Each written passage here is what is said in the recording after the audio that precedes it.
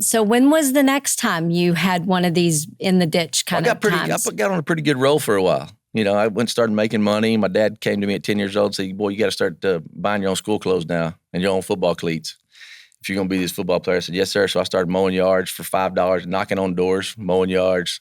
Then I got to high school. I didn't grow till I was a freshman in high school. So then that happened. The whole game slowed down. I started getting really good and had the opportunity to go to college and play.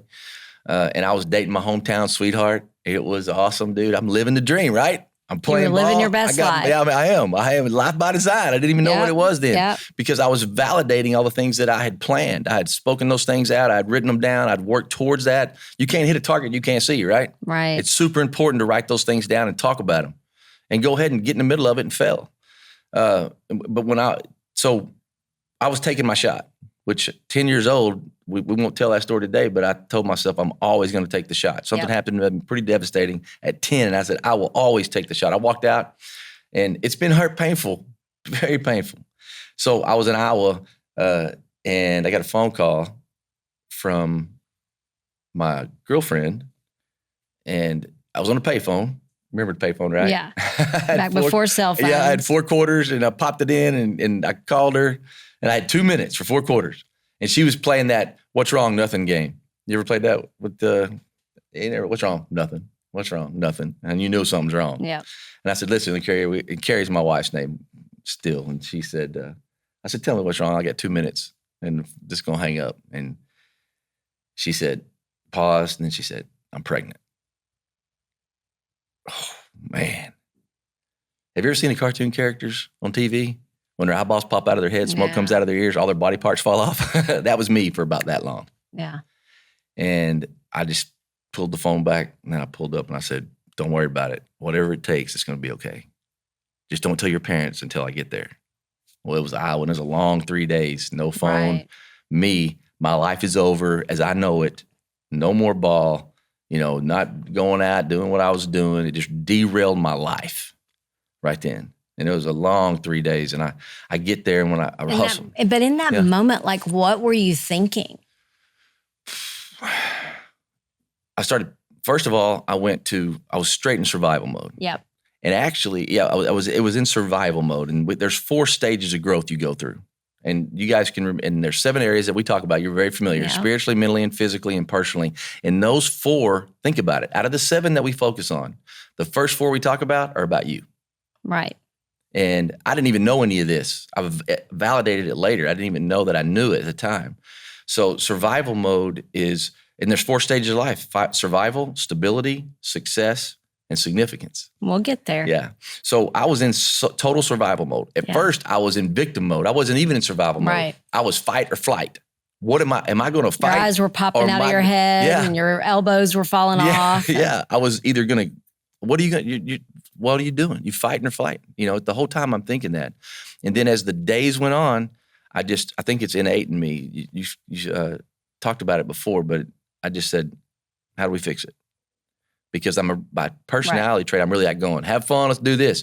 But by my environment as a kid, you got to take care of your brothers. Right. You got to buy your own clothes. So you went into problem-solving mode. I went right into my D, which was my problem-solving mode. So I started thinking how I can put this thing back together. Yeah. My life. So that's where I stood there. So you drove? Got home, hustled back to the house, went straight up to her apartment. I ran in, and she was in a fetal position over in the corner. Oh, gosh. Bawling. And she was like, have you ever cried like that? You know what I'm talking about? That kind of cry? Well, it sucks when you're doing it, but when you see somebody that you care about and that you love doing it, man, it just breaks your heart. Right. I was like, what's wrong? I don't know if something happened to the baby or what happened. Right. And she said, I told my parents. I was like, oh. I was like, that's the only thing I didn't want her to do is tell her parents. And I said, well, what'd they say? They said, and pause for 1 second. She's very affluent. They come from the right side of the tracks in our hometown. They're like very well off. I come from not the wrong side of the tracks. Yeah. And they loved me when we were dating.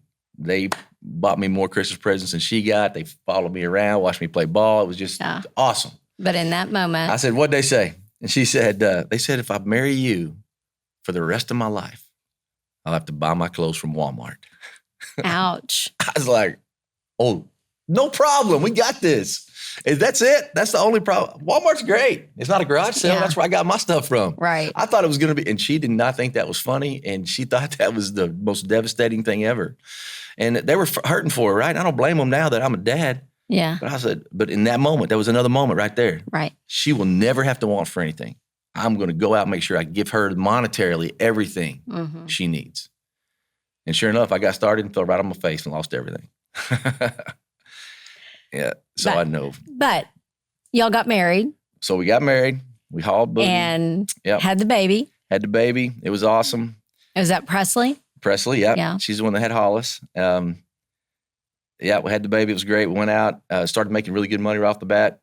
I was selling knives, and I was knocking on doors, selling knives. Lost all that, and here's what happened. So I was successful, but I didn't realize what I was doing. I just was working. And here's the deal: if I work 80 hours, you work 40, I'm eventually going to catch you. That's all I did. That's all I did. We just kept working, and I didn't realize that I had nothing about money. Just knew I had to make a ton of it. Gave it to her, bought the houses, bought the BMW, bought all that stuff. Well, then I lost the business, and I lost everything 3 times in my 20s. I know what it's like to have to park your truck over at the Piggly Wiggly grocery store and walk home so the repo guy doesn't get it. Yeah. And guess what? He finds it. Right. 2 cars repossessed. I've had 2 homes foreclosed on. And at 30, hammered me with divorce papers. Took my kids. So is that another one of your ditches? That's it. Yeah. That was the lowest. The lowest. Yeah. This other stuff taught me things. Yeah. And So you were successful, lost it, successful, lost it, successful, lost it. Successful, a little arrogant, look, I can do this. Look at everything she has. Right. Wasn't sustainable. Trying to please her parents to prove them wrong. I'm trying to please other people. That's right. That's exactly right.